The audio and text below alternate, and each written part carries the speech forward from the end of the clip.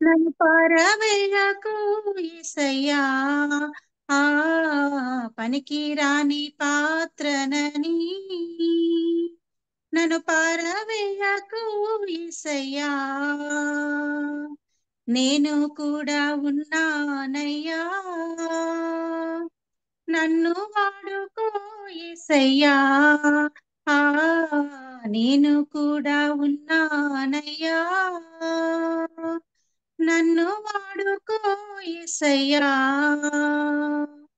జ్ఞానమేమీ లేదు గాని నీ సేవ చేయ ఆశ ఉన్నది, ఆ జ్ఞానమేమీ లేదు గాని నీ సేవ చేయ ఆశ ఉన్నది,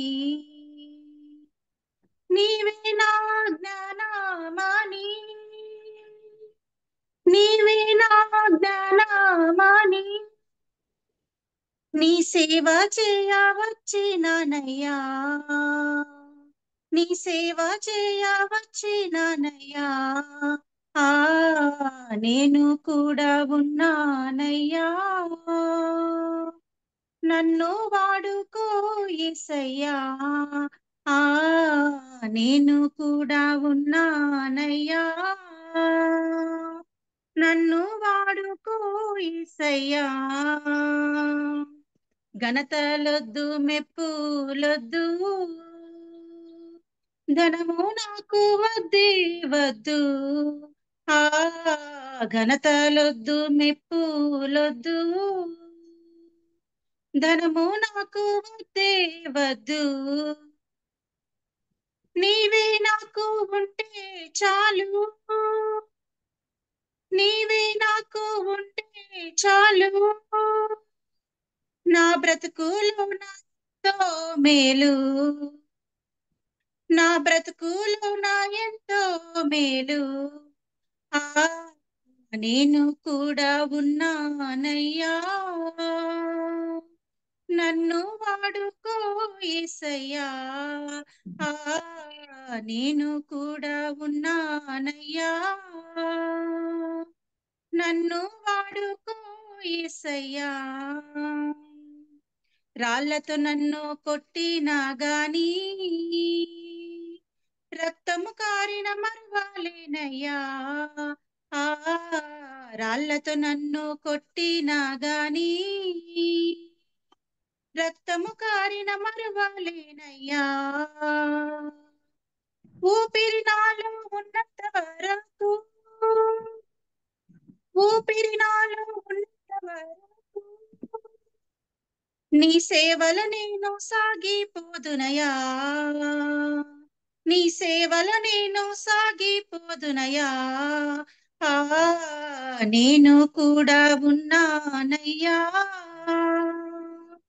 నన్ను వాడుకో యేసయ్యా, ఆ నేను కూడా ఉన్నానయ్యా, నన్ను వాడుకో యేసయ్యా. పనికిరాని పాత్రనని నన్ను పారవేయకు యేసయ్యా, ఆ పనికిరాని పాత్రనని నన్ను పారవేయకు యేసయ్యా, నేను కూడా ఉన్నానయ్యా, నన్ను వాడుకో యేసయ్యా, నేను కూడా ఉన్నానయ్యా, నన్ను వాడుకో యేసయ్యా, నన్ను వాడుకో యేసయ్యా. వందనాలండి. వందనాలు. Thank you so much. దేవుని కృపను బట్టి పాట యొక్క అర్థం ఎంత బాగుందో కదా. దేవుని ద్వారా రక్షణ పొందాం మనం, నిజమే. కానీ ఆయన ద్వారా మనం పొందిన రక్షణ ఇతరులకు మనం ప్రకటించడానికి, ఆత్మల వేటలో ఆయన సేవలో ఉండడానికి నన్ను వాడుకో ప్రభు అని అడగడం ఎంత శ్రేష్టమైన విషయం అది. అనేకమైనవి దేవుని నుండి ఇంకా పొందుకోవాలా, ఇది అది నాకు ఇవ్వు ప్రభు అని మనం చెప్తున్నాం కానీ ప్రభువా నన్ను వాడుకో నీ పాదసేవలో, నీ ఆత్మల వేటలో నన్ను వాడుకో ప్రభువా అని మాత్రం చెప్పగలిగిన వాళ్ళు వేళ్ళ మీద లెక్క పెట్టిన ఎంతమంది దొరుకుతారో, వేళ్ళ మీద లెక్క పెట్టినంటే మనకి ఎన్ని వేలు ఉన్నాయి? చేతి వేలే 10 ఉన్నాయి. ఈ 10 మందిలో ఒక్కరైనా ఉంటారా? నన్ను వాడుకో ప్రభువా, నన్ను వాడుకో ప్రభు, నాకివ్వు ప్రభువా, నాకివ్వు ప్రభువా అని జలగలాగా. జలగకు ఇద్దరు డాటర్స్ అంట. మనం ఒక్కొక్కరం ఒక్కో జలగైతే మనకి ఎన్ని అడుక్కునేవి కావాలా కావాలా ఇవ్వు ఇవ్వని ఎంతమంది బిడ్డలు ఉంటారో మనకు అడుక్కునేవి.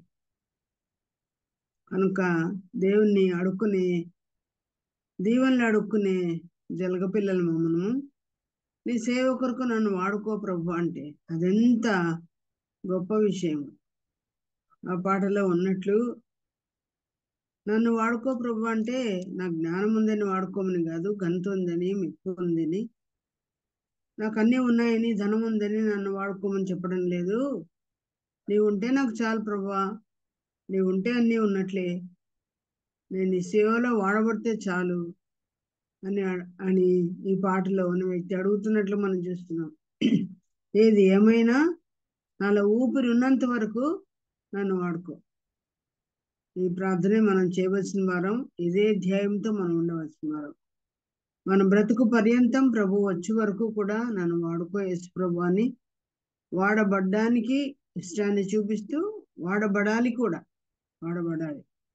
ఒక ఆత్మనైనా రక్షింపక యేసువా వట్టి చేతులతో నీ దగ్గరకు వస్తానని ఆత్మ రక్షణ కొరకైనా ఈ ప్రార్థన, ఈ పాట మనము పాడి నిజంగా ఆయన కోరుకోవాల్సిన వరంగా ఉన్నాము. యథావిధిగా మనం ధ్యానిస్తున్నట్టు ఈరోజు దేవుని వాక్యంలో నుండి పరమగీతము గ్రంథం 2వ అధ్యాయంలో 15వ వచనం మాత్రమే చదువుకున్నాం. 15వ వచనం. మీ బైబిల్ అన్నీ మీరు మీ చేతుల్లో కలిగి ఉన్నారని నేను నమ్ముతున్నాను. కొన్ని రెఫరెన్సెస్ మనం చూడాల్సి ఉంటుంది కాబట్టి వాక్యమును ఇటు అటు తిప్పుతూ దేవుని వాక్యాన్ని మనం ధ్యానం చేద్దాం. ప్రారంభ వచనం, మూల వచనం నేనే చదువుతాను. పరమగీతముల గ్రంథం 2వ అధ్యాయం 15వ వచనం. మన ద్రాక్ష తోటలు పూతపట్టి ఉన్నవి, ద్రాక్ష తోటలను చెరుపు నక్కలను పట్టుకొనుడి, సహాయము చేసి గుంట నక్కలను పట్టుకొనుడి. మరొకసారి చదువుకుందాం. మన ద్రాక్ష తోటలు పూతపట్టి ఉన్నవి, ద్రాక్ష తోటలను చెరుపు నక్కలను పట్టుకొనుడి, సహాయము చేసి గుంట నక్కలను పట్టుకుని. చిన్న ప్రార్థన చేసుకుందాం. ప్రభుని కరుణ వాత్సల్య సంపూర్ణమైన మా ప్రియ పరలోక తండ్రి, దేవునిలో యెహోవాయే దేవుడు, యెహోవాయే దేవుడు, జీవమున్న దేవుడవు. ఇదిగో మరణమైతిని గాని పునరుద్ధరణుడే తిరిగి లేచినానని చెప్తున్న దేవా, నా గొర్రెలకు నేను జీవమును సమృద్ధి అనే జీవాన్ని ఇచ్చినానని చెప్పిన దేవా, ఇదిగో యుగ సమాప్తి పర్యంతం నేను మీతో కూడా ఉన్నానని సెలవిచ్చిన దేవా, మీకు వందములు స్తోత్రం చెల్లిస్తున్నాను. రాయివి రప్పవి కాదు, జీవమున్న మానవుని అని చెప్తున్న దేవా, పచ్చి మానవుని అని చెప్తున్న దేవా, నీకు స్తోత్రం చెల్లిస్తున్నాను. మీ జీవమును సిలువలో మా కొరకు అర్పించారు.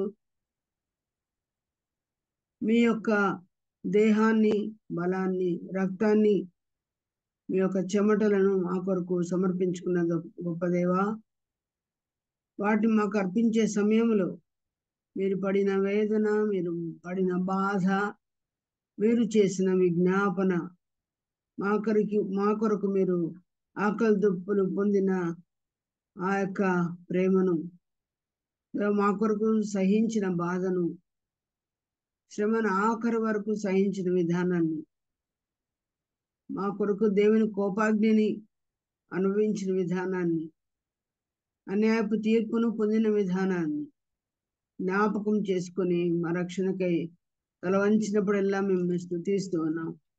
మేము నిన్ను స్తుతించుటకు, మేము ఆరాధించుటకు కారణం మీ రక్షణయే.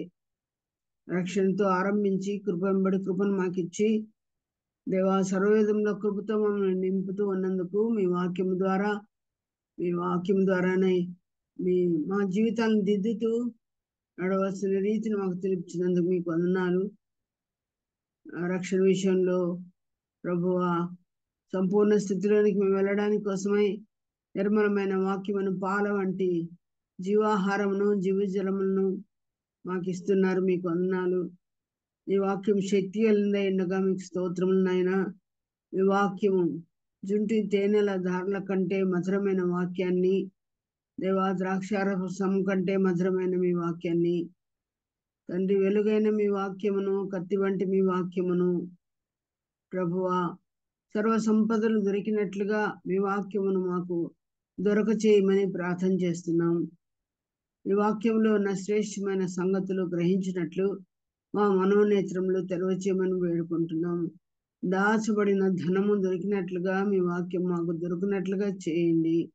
వాక్య మర్మములను, గూఢమైన అర్థములను మాకు తెలియజేయమని, గ్రహింపలేని గొప్ప సంగతులు మాకు తెలియజేయమని వేడుకుంటున్నాం.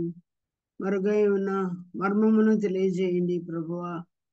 నీ వాక్యము చేత మా జీవితాలు పోషించబడుచుండగా వందనాలు.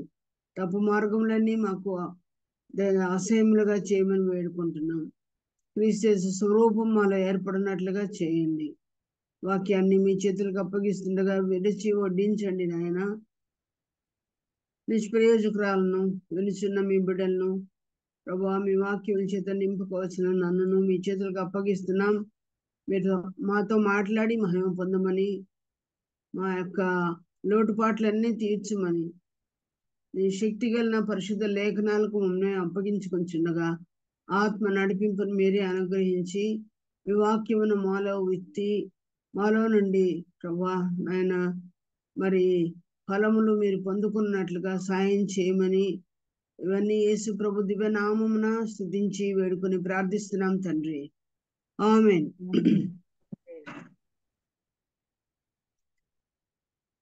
చేరి వచ్చిన సోదరిమణులందరికీ కూడా నా వందనాలు తెలియజేస్తున్నానండి. దేవుని వాక్యాన్ని మనం వింటూ ఉండగా దేవుడు మనందరితో మాట్లాడును కాక, యూట్యూబ్లో వినేవారందరితో, లైవ్లో వింటున్న వారందరితో, నాతో, మీ అందరితో దేవుడు మాట్లాడును గాక. మాట్లాడుచున్నది యెహోవాయని మనం గ్రహించాలి. దేవుని వాక్యం మనుషులది కాదు, అది దేవునిది. దేవుడే వాక్యం మనలో వెతుకుతూ ఉన్నాడు. జీవార్థమైన ఫలములు మనం ఫలించాలని దేవుడు ఇష్టపడుతున్నాడు. కనుక రావాల్సిన వారి కొరకు ప్రార్థన చేయండి. ప్రార్థన పూర్వకంగా మనం కూడా వినడానికి ప్రయత్నం చేద్దాం. ఇక్కడ 15వ వచనం, 2వ అధ్యాయము పరమగీతములు 15వ వచనంలో, మన ద్రాక్ష తోటలు పూత పట్టి ఉన్నవి. ద్రాక్ష తోటలు అంటే మనం పెరట్లో వేసుకునే తోటలు కాదు. మన చీరల్లో, మన పొలాల్లో, మన గార్డెన్స్ లో మనం వేసుకునే తోట లాంటివి కాదు ఇవి. ద్రాక్ష తోట యేసు ప్రభు యొక్క సంఘమే. పొలము లోకము, లోకంలోని మనం ప్రత్యేకించాడు. తన తోటగా మనల్ని వేసుకున్నాడు. రాళ్ళు రప్పలు ఏరి పారేశాడు. శ్రేష్టమైన ద్రాక్షావళిగా మనం నాటాడు. ఒక్కొక్కరు ఆయన ద్రాక్షావళి, మనము తీగలమై ఉన్నాము. ఈ తీగలైన ఇవన్నీ కూడా పూత పట్టుచు ఉన్న సందర్భంలో, పూత పట్టిన తర్వాత మొగ్గలు వస్తాయి. మొగ్గల తర్వాత కాయ వస్తుంది. కాయ తర్వాత పరిపక్వమయ్యే దశకు వస్తాయి. కనుక ఈ పరిపక్వమైన ఫలాల చేత ద్వారబంధ్రములో పచ్చివియు పండియు వేలాడదీసి ప్రభు రాకడలో మన ప్రభువు భుజింప నివ్వవలసిన ఫలాలు మనము చెట్లలో ఫలింప చేయాలి. అటువంటి పరిస్థితిలో ఏమొస్తున్నాయంట, ద్రాక్ష తోటల్లోకి చెరిపే నక్కలు వస్తున్నాయంట. వాటిని వచ్చే ఉన్నాయి, వాటిని పట్టుకొనుడి. నక్కలు వచ్చినాయి పట్టుకొనుడి, గుంట నక్కలు వచ్చినాయి పట్టుకొనుడి అని ఇక్కడ వాక్యంలో మనకు రాయబడినట్టు చూస్తున్నాం. నక్కలు అంటే పైకి ఎగిరి పెద్ద నక్కలు ఆ ఫలాన్ని కాజేస్తాయి. కానీ గుంట నక్కలు అనేవి చిన్న నక్కలు, చిన్న పిల్లలు. అవి ఏం చేస్తాయంటే పైకి ఎగరలేవు, చిన్న ప్రాయంలో ఉన్నాయి కాబట్టి అవి కింద ఉన్న వేళ్ళను కూడా విరుగుతాయంట, పెళ్ళగిచ్చేస్తాయంట. కింద వేరును తొలిచేవి గుంట నక్కలు, చిన్న నక్కలు, పైన పరిపక్వమైన ఫలాలను తినేసేవి పెద్ద నక్కలు. ఈ వచ్చిన కాలంలో మనం ఉన్నాం. లోకాన్ని అడవుగా చేసిన వాడు అని సాతానుకు పేరు. యెషయా గ్రంథంలో ఆ మాటలు మనం చదువుతాం. కానీ సంఘాన్ని పాడు చేసేవి, ఆల్రెడీ పండిన పళ్ళను కవరించేవి, అసలు వేరునే తొలిచే గుంట నక్కలు సంఘాల్లోకి వచ్చేసాయి. అనేక ఊర్ల నుండి, అనేక ప్రాంతాల నుండి మనం చేరి వచ్చాం. మీ సంఘాల్లో కూడా గుంట నక్కలు ఉన్నాయేమో మీరు గ్రహించే ఉంటారు. మీ సంఘాలలో, సంఘం అనే తోటల్లో గుంట నక్కలు వచ్చాయేమో, నక్కలు వచ్చాయేమో. మీరు ఎరగలేకుండా ఎప్పటి నుంచో ఉన్నారో వాటి నిజ వేషము ఎప్పుడో ఒకప్పుడు బయటపడుతుంది. ఇటువంటి వాటిని సహాయం చేసి వీటిని పట్టుకోవాలంట మనం. నక్కలను పట్టుకునడి, గుంట నక్కలను పట్టుకునడి, సహాయం చేసి వీటిని పట్టుకునడి. ఈ యొక్క వాక్యం యొక్క, ఈ వచనం యొక్క అర్థం ఏంటో తెలుసుకోవడానికి చాలా రోజులుగా నేను దేవుని సన్నిధిలో ప్రార్థిస్తూనే ఉన్నాను. సంపూర్ణ అర్థమును మేము గ్రహించినట్లుగా దేవా మాతో మాట్లాడమని అడుగుతూ ఉన్నాను. ప్రార్థన చేయగా నేను ఎక్కడ నేర్చుకోలేదు, ఎక్కడ చదవలేదు. ప్రభు దగ్గర నేను నేర్చుకున్న విషయాలు, ప్రాక్టికల్గా నేర్చుకున్న విషయాలు మెచ్చి పెట్టాలని ఇష్టపడుతున్నాను.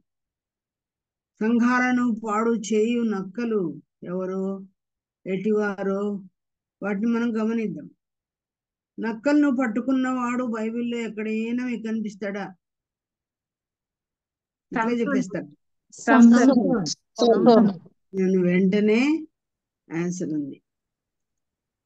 మనము న్యాయాధిపతుల గ్రంథంలో సంసోను దొరుకుతాడు కాబట్టి 16వ అధ్యాయంలోకి మనం వెళ్తే మీరు త్రిప్పితే ఎంతైనా మంచిది. ఎందుకంటే దేవుని వాక్యంలో ఇక్కడ కొంచెం వాక్యం, అక్కడ కొంచెం వాక్యం, సూత్రం వెంబడి సూత్రం, వాక్యం వెంబడి వాక్యం మనకు వస్తుంది కనుక మనం ఎన్నో సంగతులు గ్రహించడానికి మనకు అవకాశం ఉంటుంది. 16వ అధ్యాయము న్యాయాధిపతుల గ్రంథం చూడండి. 4వ వచనంలో 16:4 ఆయన ఎన్ని నక్కలు పట్టుకున్నాడో మీకు గుర్తుందా? 300ను ఎన్ని జతలు చేసేసాడు ఆయన? 150 జతలు చేసేసాడు. ఆ 150 జతలను ఎట్లా చేశాడు, ఎందుకు చేశాడు గుర్తుందా? నిజమే. ఎందుకు కాల్చాడైనా? తన భార్య భార్యని వేరే వాళ్ళకి ఇచ్చి చేయడం వల్ల కోపంతో అలా తన మామ అయినా ఆ వ్యక్తి పేరు లేదు. ఆ మామ ఈయనకు భార్య మీద కోపం వచ్చినప్పుడు ఈయన తన తండ్రి ఇంటికి వెళ్ళినప్పుడు ఆమె కూడా వాళ్ళ తండ్రి ఇంటికి వెళ్ళింది.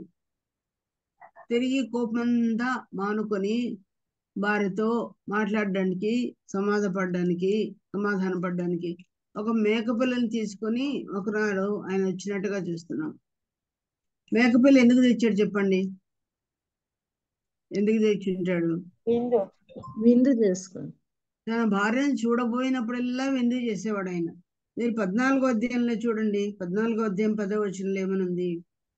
14:10 అంతటా అతని తండ్రి ఆ స్త్రీని చూడబోయినప్పుడు సంసోను విందు చేసెను. అచ్చటి పెళ్లి కుమారులు అట్లా చేయటం మర్యాద. కవయ్య భార్య ఇంటికి వెళ్ళినప్పుడు పెళ్లి కాకమునుపు తండ్రి కూడా చూడ్డానికి వచ్చాడు. అటువంటి సమయంలో సంసోను విందు చేశాడండి. అలాగే కొన్ని రోజులుగా అసమాధానం ఉన్న లేదా భర్తకు దూరమైన భార్యను చూడడానికి ఈయన కూడా ఒక మేకపిల్లని తీసుకుని వస్తున్నాడు. ఆమెను చూడబోయినప్పుడు విందు చేసుకుని తిందాము, సంతోషపడదాము భార్యతో అని వచ్చాడు. ఆయనకు ఆమెకి కొంత దూరం కలిగింది. అది భార్య మీద కోపంతో ఈయనకు భర్త దూరం అయిపోయినాడు. నా ఇంటికి నేను పోతానని ఈమె వచ్చేసింది. కానీ కొన్ని రోజులైన తర్వాత అని 15వ అధ్యాయం స్టార్ట్ అయింది. కొన్ని దినములైన తర్వాత గోధుమల కోత కాలమున సంసోను ఒక మేకపిల్ల ఒకటి తీసుకుని తన భార్యను చూడవచ్చి, భార్యాభర్తలకు కోపం వస్తే ఎన్ని ఏళ్ళు ఉండాలండి? కొన్ని దినాలు ఉండాలనా ఇక్కడ రాసినట్టు? కొన్ని దినములండి. కొన్ని దినములా? కాదు కదా. సూర్యుడు అస్తమించే వరకు. సూర్యుడు అస్తమించే లోపల వారిద్దరు సమాధాన పడాల.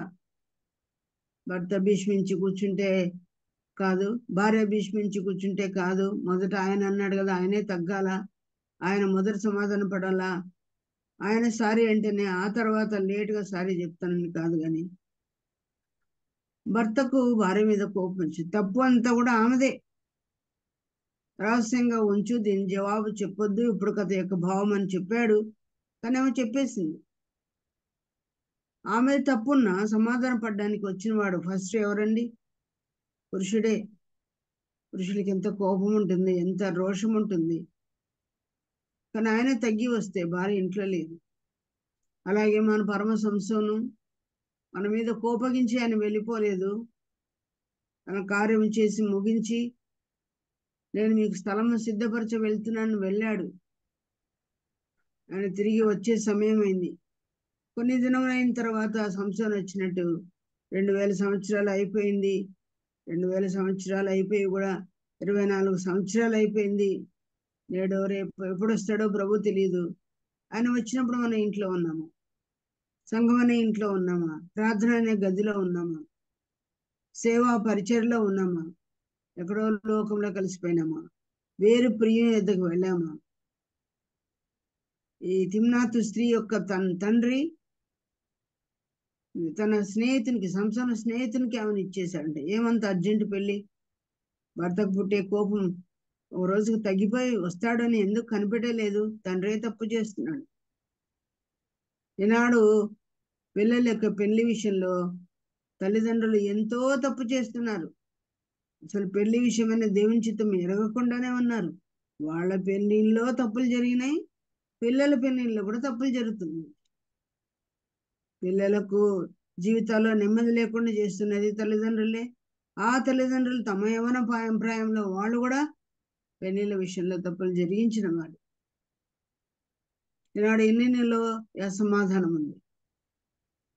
ఆ రెండవ పెళ్లిలో కూడా ఆయన కనిపెట్టుకునకుండా అల్లుని కోసం ఆమెకు పెళ్లి చేశాడు. దీన్ని బట్టి ఆయన కోపం వచ్చింది. సముదాయిస్తున్నాడు అల్లుని ఏమని? నీ భార్య చెల్లెలు నీ భార్య కంటే చక్కంది కదా, అది చూడముచ్చటగా ఉంటుంది కదా, ఆమెతో నీకు పెళ్లి జరిపిస్తాను అన్నాడు. కానీ ఆయన ఒప్పుకోలేదు. యేసు ప్రభు ఒప్పుకోడు. ఆయన ఏకపత్ని వ్రతుడే. సంఘానికంటే అందమైన ముచ్చటదైంది ఏదైనా ఉందా ప్రభువుకి? ఏమీ లేదు. ఆమె తన తల్లికి ఒక్కటే కుమార్తె, ఆమె ముద్దు బిడ్డ అని దేవుడు రాయించాడు సంఘం విషయం. ఇదే పరమగీతంలో గ్రంథంలో. కనుక పరస్త్రీని వివాహం చేసుకోవడానికి ఇష్టం లేకుండా నా భార్యను తీసి ఇంకొకరికి ఇస్తారని భార్య విషయమే కలిగిన నష్టమును బట్టి ఆయన ఇప్పుడు నక్కల వేటలో ఉన్నట్టు చూస్తున్నాం. తనకంటూ సైన్యం లేదండి, మిలిటరీ సైన్యం లేదు. అలాగ ఉన్నట్లయితే వాళ్ళని తీసుకుని వెళ్ళి ఫిలిస్తీన్లను చంపేవాడు. కానీ తనకు ఎవరూ లేరు కదా. తన భార్య మీద వాళ్ళు చేయి వేసుకున్నారు, తనకు దూరం చేశారు.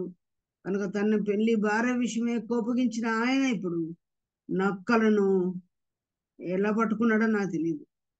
బైబిల్లో వాక్యం ఉంది కదా, నక్కలకు బొరియలుండెను, ఆకాశ పక్షులకు గూలుండెను, కానీ మనిషి కుమారుడు తలవాల్చుకుంటకు స్థలం ఏమీ లేదని దేవుని వాక్యంలో మనము చదువుతున్నాం ప్రియులారా. నక్కలు బొరియల్లో ఉంటాయి, అవి రాత్రిపూట. అలాగే పక్షులు రాత్రిపూట ఎక్కడ ఉంటాయి? గూళ్ళలో ఉంటాయి. కనుక ఇప్పుడు ఇది పగటి వేళ మాత్రం నక్కలు బయటికి రావు కదా, అవి ఎప్పుడు బొరియల్లోనే ఉంటాయి. అవి వెలుగులో అవి రావు. కనుక ఆయన పట్టుకోవడానికి వెళ్ళినప్పుడు అలాగైనా పగటిలోనే వెళ్ళి ఉంటాడు. ఆ బొరియల్లోకి వెళ్ళి ఆయన పట్టుకున్నవన్నీ 300 అని 300 పట్టుకున్నాడండి. ఆనాడు నక్కలు పట్టుకోవడానికి ఆయనకు సాయం చేసిన వాళ్ళు ఎవరూ లేరండి. ఇది అసలు ఎంత విచిత్రమో అనిపిస్తుంది. ఈనాడు మన కుక్కలు పట్టుకోవడం ఎంత కష్టం. కొన్నిసార్లు మున్సిపాలిటీ వాళ్ళు వచ్చి ఏదో వాటికి వేటాడుకునేందుకు ఏదో ఉంటాయి కదా వాళ్ళ సాధనాలు, వాటి ద్వారా వాటిని పట్టేసుకుంటారు. కానీ హెల్ప్ చేసే వాళ్ళు ఎవరు లేరు. 300 తీసుకున్నాడు. నక్కను ఇంకో నక్కతో ఈ తోకలను రెండింటిని ముడివేసినట్టుగా మనం చూస్తున్నాం. పట్టుకోవడమే కష్టమైతే ఇవి టక్కరి నెక్కలు కదా, మోసపరిచే నక్కలు కదా. మరి అంత మాత్రమే కాదు, గుంట నక్కలు కదా, అవి జిత్తులు మారి నక్కలు కదా. వాటిని రెండిటిని పట్టుకోగలిగిన ఎంత బలము దేవుడానికి ఇచ్చాడు. వెళ్ళిపోతాయి కదా అవి, చిక్కినా దొరకకుండా వెళ్ళిపోతాయి కదా. మళ్ళీ 2 తోకలను ఆయన ముడి వేసి కట్టినప్పుడు అవి లాక్కున్నప్పుడు ఆ ముడి వెళ్ళిపోతుంది. ఫర్ ఉంటుంది కదా, వాటికి బొచ్చు ఉంటుంది. మళ్ళీ ఆ రెండింటి మధ్యలో దివిటీ కట్టినాడంట. ఆ దివిటీని ముట్టించి తోటల్లోకి, ద్రాక్ష తోటలు, ఒలివ తోటలు, ఇంకా గోధుమల చేల్లోటికి వాటిని తరమడం అంట. 1 2 150 జతలని ఆయన తరిమినాడు అంటే ఎంత శక్తి, ఎంత బలము, ఎంత ఉపాయము. ఈజీగా దొరుకుతాయి అవి. ఒంటరిగా ఇదంతా దైవశక్తితోనే ఆయన చేశాడు. దైవ సహాయం వల్లనే చేశాడు.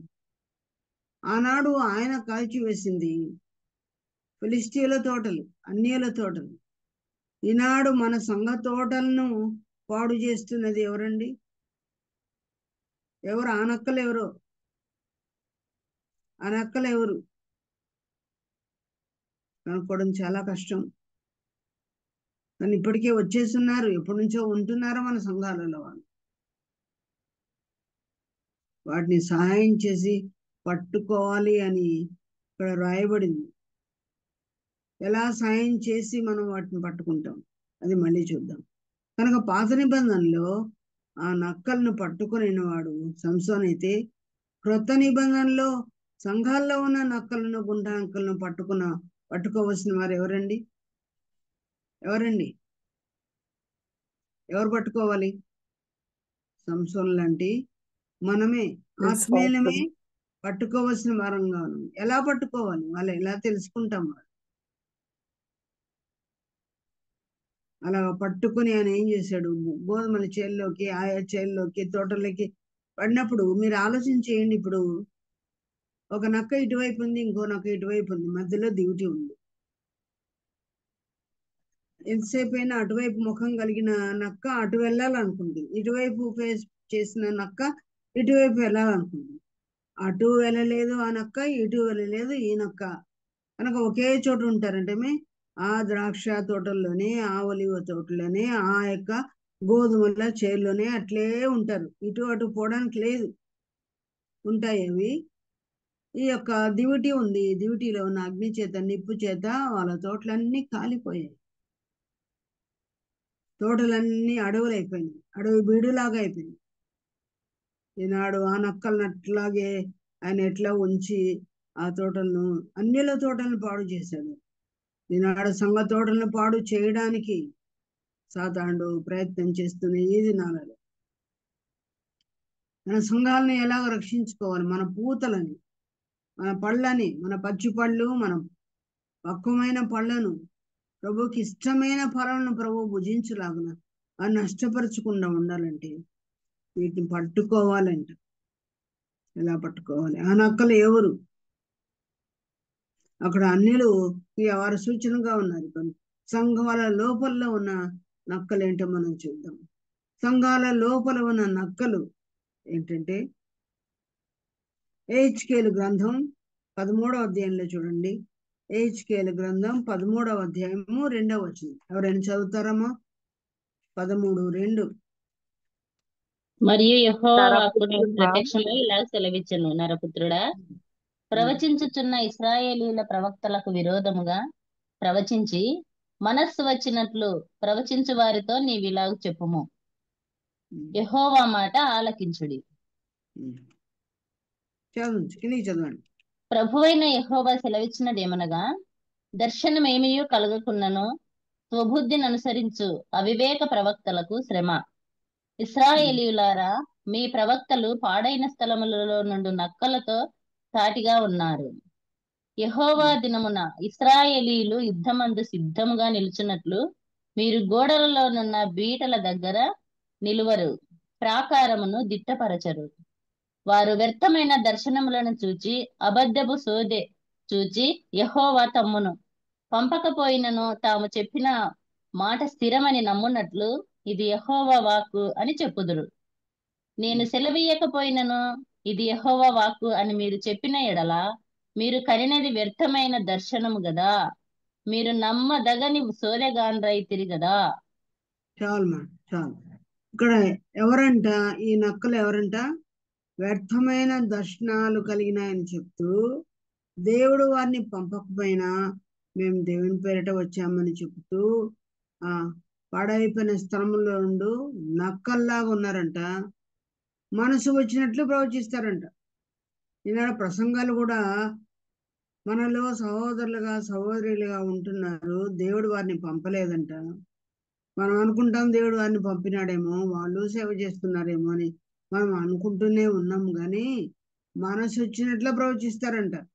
వాళ్ళు చెప్పే వాక్యాల్లో క్షేమాభివృద్ధి ఉండదు, సువార్త ఉండదు, ఆదరణ ఉండదు, దిద్దుబాటు ఏది ఉండదు. మనసుకు వచ్చినట్టు ప్రభా ఈ వాక్యం చెప్పుదునా వద్దా, ఇది నీవు ఇస్తున్నావా, నీవు నన్ను ఈ దినాల్లో చెప్పమంటున్న వార్త ఇదేనా, ఏదో నేను ఏదో నేర్చుకుని. వీళ్ళు కూడా ఎలాంటి వాళ్ళు అంటే జతకాని యొద్ద దొంగిలించిన మాటలు అంటే, ఎక్కడో చదువుకున్న మాటలు, ఎక్కడో విన్న మాటలు, ఇంటర్నెట్లో నేర్చుకున్న మాటలు, యూట్యూబ్లో విన్న మాటలు, ఎవరో ధ్యానించిన మాటలు, నీ జతగాడు ఎవరో, నీ జతగత్తి ఎవరో, వాళ్ళ ప్రసంగాలు మన ప్రసంగాలుగా అనుకుని చెప్పడం. దేవుడి దగ్గర కనిపెట్టి నేర్చుకునేది కాదు. మరియా ఉత్తమమైన దేవుని పాదాల దగ్గర నేర్చుకుంది. దేవుని దగ్గర కనిపెట్టి చేసిన వాక్య ధ్యానం కాదు. ఈ దానిలో చాలా మంది వేరే వాళ్ళ ప్రసంగాలను మన ప్రసంగాలుగా తీసుకొని చెప్తున్నామా? ఒక బ్యాక్గ్రౌండ్గా మీరు చూడవచ్చునేమో, కానీ అర్థం చేసుకోవడానికి చూడవచ్చునేమో, కానీ మీరు స్టడీ చేయాలి. మళ్ళీ దేవుని దగ్గర నేర్చుకోవాలి. మక్కి ఏదో వాళ్ళు చెప్పింది మనం చెప్పడం కాదు. నీవు పర్సనల్గా దేవుని చింతన నేర్చుకోవాలి. నేను వాళ్ళని పంపలేదు, నేను ఆ ధ్యానం వాళ్ళకి ఇవ్వలేదు అంటున్నాడు దేవుడు ఇక్కడ. అలాంటి వాళ్ళు నక్కలు. ఇంకా ఎలాంటి వాళ్ళు అంట? వీళ్ళు పాడైన స్థలముల్లో నుండి నక్కలతో సమానం అంటూ వీళ్ళు ఎక్కడ నిలవరంట? వీరు గోడల్లో ఉన్న బీటల దగ్గర నిలవరు. కొంతమంది హృదయాలు బీటలు బారి ఉన్నాయి, గాయపడి ఉన్నాయి. ఆ సందుల దగ్గర ఎవరు నిలవరంట. ఆ గ్యాప్ను పూడ్చేటట్టు ఉండరంట. ఆ గాయాన్ని మాన్పేటట్లు ఉండదంట వాళ్ళ ప్రసంగాలు. ఇంకా ఎట్లుంటాయంట? ప్రాకారంలో దిట్టపరచరు. ఎక్కడెక్కడ వీక్నెస్ ఉంది ప్రాకారంలో అంటే, కోట దినాల్లో యుద్ధాలు చేసేటప్పుడు ప్రాకారాలు ఉండేవి, కోటలు ఉండేవి. ఎక్కడెక్కడ శత్రురాజు వచ్చాడంటే అవన్నీ కూడా రిపేర్ చేసుకుంటారు.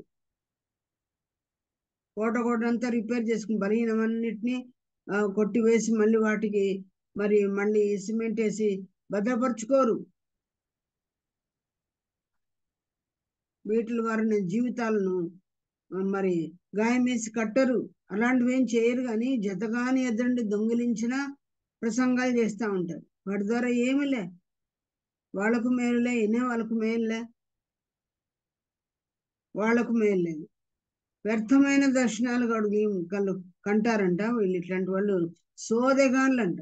సోదెగాన్లు అంటే జాతకం చెప్తానమ్మా, చేయి చూసి చెప్తానా అనేవాళ్ళు సోదెగాన్లు అంటే మనం నేర్చుకుంటాం. సంఘాల్లో కూడా సోదెగాన్లు ఉన్నారంట. సంఘాలలో వ్యర్థమైన దర్శనాలు చూసే వాళ్ళు ఉంటారంట. సంఘాల్లో ఆ ప్రవక్తలేనంట ఈ పనులు చేసేది. దేవుడు మాతో కనపడ్డాడు, దర్శనం ఇచ్చాడు, ఇదిగో చెప్పాడు. దేవుడు అన్న, అయ్యో నేను ససేమరే వాళ్ళని పంపనే లేదు అని దేవుడు అంట. ఈ మాటలు హెచ్కేలు 13 మాత్రమే కాదు, ఇర్మియా గ్రంథం 23లో చూడండి. దీనికి ముందున్న గ్రంథం ఇర్మియా గ్రంథంలో కూడా మనం చూస్తాము. 23:30 చదువుతారా ఎవరైనా? 23:30. కాబట్టి తమ జతవాని యొద్ద నుండి నా మాటలను దొంగలించు ప్రవక్తలకు నేను విరోధిని. ఇదే యెహోవా వాక్కు. స్వేచ్ఛగా నాలుకను ఆనించుకొనుచు దేవోక్తులను ప్రకటించు ప్రవక్తలకు నేను విరోధిని. ఇదే యెహోవా వాక్కు. మాయా స్వప్నములను ప్రకటించి వాటిని చెప్పుచు అబద్ధముల చేతను మాయా ప్రగల్భత చేతను నా ప్రజలను దారి తొలగించు వారికి నేను విరోధినై ఉన్నాను. ఇదే యెహోవా వాక్కు. నేను వారిని పంపలేదు. ఎవరికి దేవుడు విరోధం అంట? నేను వాళ్ళని పంపలేదు. అసలు చాలా మంది బ్రదర్స్ ని సిస్టర్స్ ని దేవుడు పంపలేదంట. మీరు వేగు చూచే దొంగ మెట్టలుగా ఉన్నారని యూదా తన పత్రికలో రాస్తాడు. వాళ్ళు నమ్మిపిస్తారు, దేవుని సేవ చేస్తున్నారేమో అని అనుకుంటాం మనం. దేవుని దగ్గర కనిపెట్టని ప్రసంగాలు చేస్తున్నారు. నా మాట అయితే నేను ఇచ్చే మాట ఎట్లుంటుంది? 23:29లో చెప్పాడు ఈ యెర్మీయాలోని. నా మాట అగ్ని వంటిది కాదా, బండలను బద్దలు చేయు స్తుతి వంటిది కదా. నా మాట అగ్ని వల్ల మిమ్మల్ని కాలుస్తుంది, మీలో చెత్తను దహించి వేస్తుంది. మిమ్మల్ని గాయపరిచిన దాని ద్వారా మీకు పాఠమే. మిమ్మల్ని హెచ్చరిస్తాను, నేను మీకు క్షేమాభివృద్ధి కలిగజేస్తాను, మీకు దిద్దుబాటు ఉంటుంది, దానిలో సువార్త ఉంటుంది. యేసు ప్రభు లేని ప్రసంగము ఉప్పు లేని పప్పుకూడు లాంటిదే. కనుక ఇలా లేకుండా ఏదో మ్యాటర్ చెప్తారు, ఏదో ప్రసంగాన్ని 1 గంట దొల్లిపోతే సరిపోతుంది అన్నట్లు కాదు. దాని ద్వారా ప్రజలకి ఏం మేలు కలిగింది? నేను వారిని పంపలేదు అని దేవుడు చెప్తాన్నాడు. వారు నాకు విరోధులు అని దేవుడు చెప్తున్నాడు. వారే మీకు నక్కలు అని దేవుడు చెప్తున్నాడు. ఇంకా ఈ వాక్యంలో ఆ చాప్టర్స్ అన్ని మీరు చదవండి. వారి మందిరంలో వారి చెడుతనం నాకు కనబడినాను. వాక్యాలు చెప్తున్న వారి చెడుతనమే దేవునికి కనబడుతున్నట్టు మనం చూస్తున్నాం. అందులో వారు వ్యభిచారులు ఉన్నారంట, అసత్యవర్తనులు ఉన్నారంట, దుర్మార్గతను విడవకుండా చేసే దుర్మార్గులు అంట. వారు నా దృష్టికి సొదొమలాగా ఉన్నారు, వారి చుట్టూ ఉన్న వాళ్ళు గొమొర్రా వలె ఉన్నారు అని. హాఫ్ లేట్ బయటపడుతుందండి ఇవన్నీ గుణగణాలు. ఫస్ట్ లో సాతాను కుతంత్రాలు మనం ఎరగని వారుగానే ఉంటాం. సాతాను వారిలోనే ఉన్నాడు. అంతా లౌకికమే వారిలో ఉండేది, అంతా శరీరమే వాళ్ళలో ఉండేది. వాళ్ళ చుట్టూ ఉన్న ఆ యొక్క సమాజం కూడా అట్లాంటి వాళ్ళే. వాళ్ళే గొమొర్రా అంట. ఆ నాయకులే, ఆ ప్రవక్తలే దేవునికి సొదొమలాగా ఉన్నారంట. ఇలాంటి వారిని పట్టుకోవరని దేవుని వాక్యం చెప్తుంది. డీటెయిల్ గా మీకు కావాలంటే ఈ అధ్యాయాలన్నీ మీరు చదవండి. హెచ్కేల్ 13 కానీ, చుట్టుపక్కల అధ్యాయాలు కానీ, 23వ అధ్యాయం ఇర్మియా గ్రంథం కానీ వాటిని చదవండి. గుడ్డ నొక్కలు దేవుని పేరు పెట్టుకొని వచ్చిన వాళ్ళే.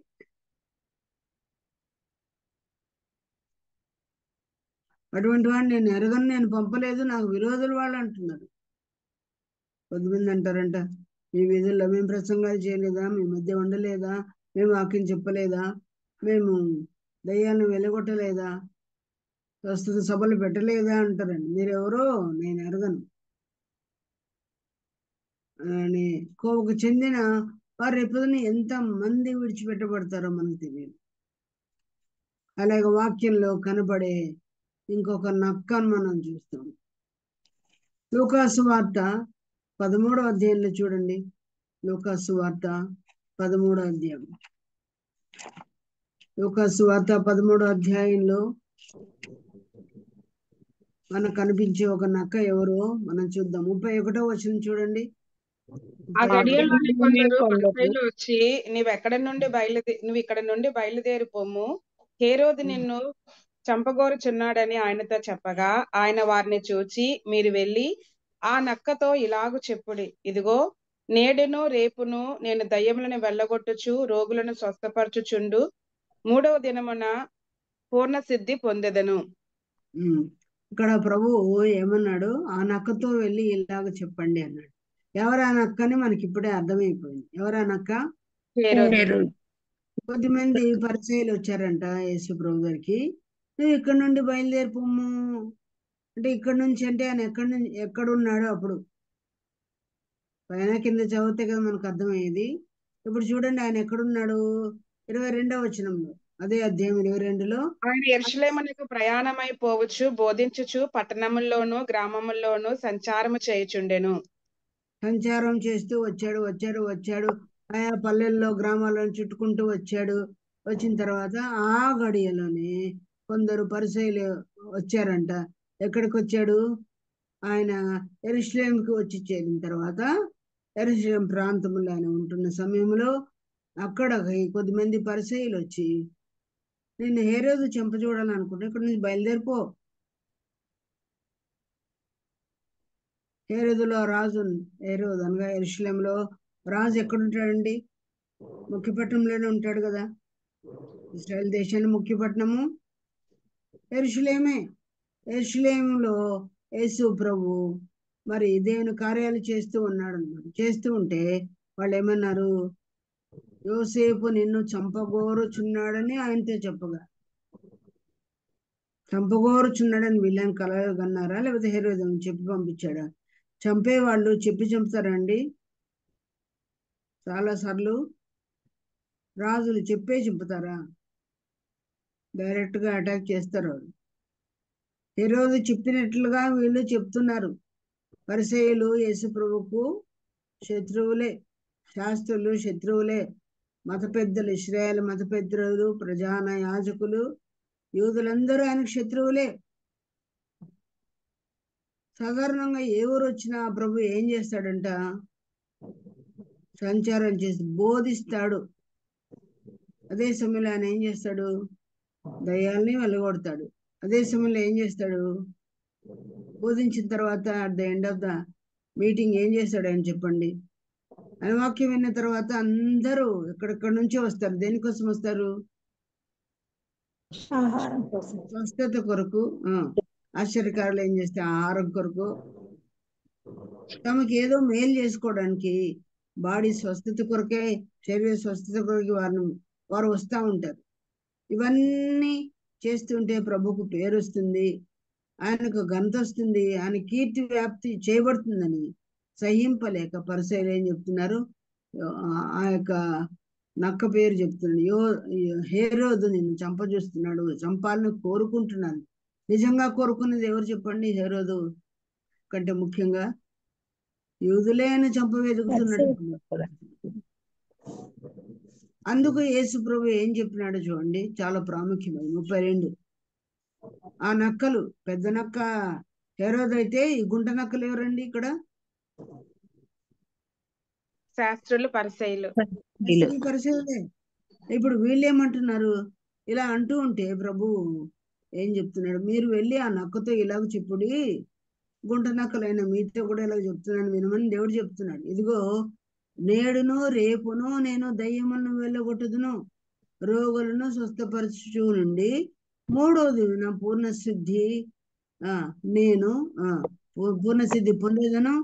అయినను నేడు రేపు ఎల్లుండి నా త్రోవను నేను పోవచ్చు ఉండవలను. నన్ను వెళ్ళిపోమంటున్నారు కదా, బయలుదేరి పొమ్ము అంటున్నారు కదా, నేను పోవడానికి నేను రాలేదు అని చెప్తే ఏమన్నాడు? నేడు రేపు దయ్యాలను వెళ్ళగొడతాను, రోగాలని స్వస్థపరుస్తాను, 3వ దిన పూర్ణసిద్ధి పొందుతాను అన్నాడు. 3వ దినం అంటే ఏంటి?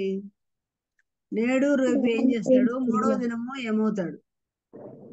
ఇక్కడే ఉంది కదా. నేడు రేపు ఏం చేస్తాను అంటున్నాడు? దయ్యములను వెళ్ళగొడతాను, వెళ్ళగొడతాను, రోగులను స్వస్థపరుస్తూ ఉంటాను. మీరు వెళ్ళిపోమంటే నేను వెళ్ళిపోను. నేడు రేపు దయ్యాలు నేను వెళ్ళగొడతాను, స్వస్థపరుస్తాను రోగులను, 3వ దినమున పూర్ణ సిద్ధి పొందు. మన జీవితం అంతా కూడా యేసు ప్రభు జీవితము, విశ్వాసులమైన మన జీవితము, సేవకులు సేవకురాండ్రు అని ప్రత్యేకంగా పిలువబడిన వారి జీవితం నేడు రేపే ఈ లోకంలో. 70 ఏళ్ళు బతికినా 80 ఏళ్ళు బతికినా వాటిని ఏమని పిలవాలి మనము? నేడు రేపు ఆయన పనులు మనం చేయాలి. తండ్రి మమ్మల్ని ఎందుకు ఈ లోకంలో ఉంచాడో ఆ పనులు మనం చేయాలి. 3వ దిన సంపూర్ణ సిద్ధి మనం. ఈ లోకమంతా 3 నెలల ముచ్చటని సామెతలు చెప్తా ఉంటారు కదా లోకంలో. 3 నెలల ముచ్చటో 2 నెలల ముచ్చటో మనకు తెలియదు. ఉన్న దినాలలో 1-2 దినాలలో నేడు రేపు అన్నట్లే మన జీవితాలు సదాకాలం మనం బతుకుతాము. ఎవరు పనులు చేయాలండి ఈ పనులు? తండ్రి పనులు. యేసు ప్రభు ఎన్నేళ్ల ప్రాయంలో నేను తండ్రి పనులు చేయవాలని మీరు ఎరగరా అన్నాడు తల్లిదండ్రులు అనబడిన మరియతోను యోసేపుతోను. 12 ఏళ్ళప్పుడే నేను నా తండ్రి పనుల మీద ఉండాలని మీరు ఎరగరా?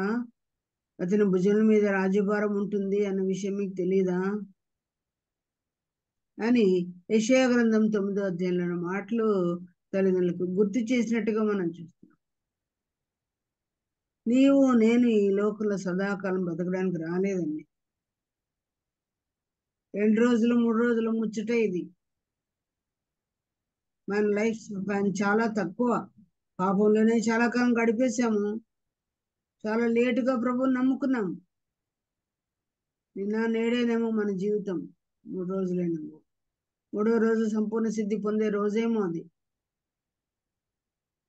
3వ రోజు సంపూర్ణ సిద్ధి పొందాలి అంటే ఆ 3వ రోజు ఏం జరుగుతుందో చూడండి. ఏం జరుగుతుంది? ఇదే 24వ అధ్యాయం 7వ వచనం.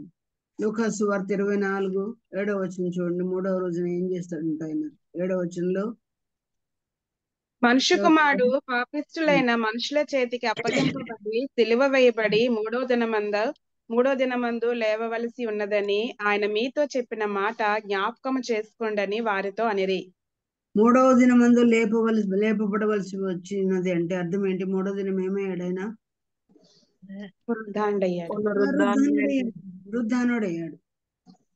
ఆయనకు పునరుద్ధానం 3వ రోజు వచ్చింది. మన పునరుద్ధానం ఎప్పుడండి? ప్రభువుని నమ్ముకొని ఆల్రెడీ చనిపోయి ఉంటే ప్రభు వచ్చినప్పుడు ఏం చేస్తారు? దేవుడు లేపుతాడు.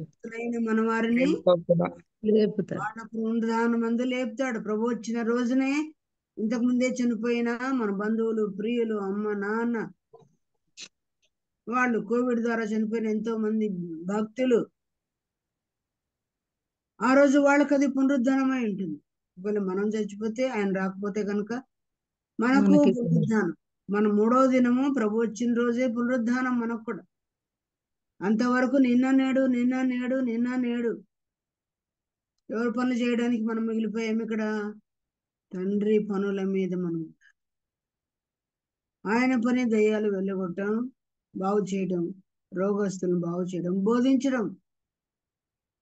మనకి ఈ వరాలు ప్రభు ఇవ్వలేదేమో. బోధించే వరం ఇచ్చాడు. ఆల్రెడీ ప్రవచించబడిన వాక్యాన్ని అర్ధసహితంగా అరటిపండు ఒలిచి తినిపించేనట్లుగా బోధ చేసే వర్తమానం ఇచ్చాడేమో దేవుడు. ఆ యొక్క వరం ఇచ్చాడేమో. పరిచర్య వరం ఇచ్చాడేమో. పిలుచుకుని వచ్చే వరం ఇచ్చాడేమో. దేవుని సన్నిధికి పిలుచుకుని వచ్చే వరం ఇచ్చాడేమో. సువార్త వరం ఇచ్చాడేమో.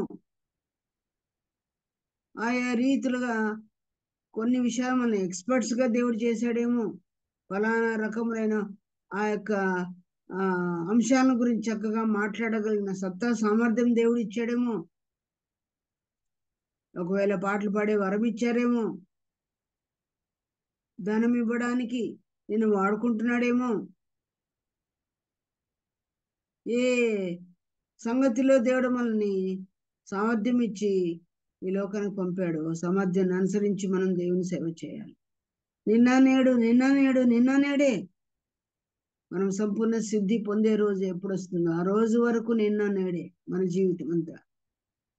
ప్రభు చిత్తమైతే ఇది అది చేస్తాం, బతికి రేపైతే ఇట్లా చేస్తాం అట్లా చేస్తాం చెప్పుకోవాల్సిందే గాని ఈ రోజు రేపే మనకు రేపు కూడా చూస్తామని నిరీక్షణ లేని దినాల్లో ఉన్నాం. ప్రభు అన్నాడు, రేపేమి సంభవించినా నీకేమీ తెలియదు. మీరు కొంతసేపు కనబడి అంతలో మాయమైపోవు ఆవిరి వంటి వారు కారా.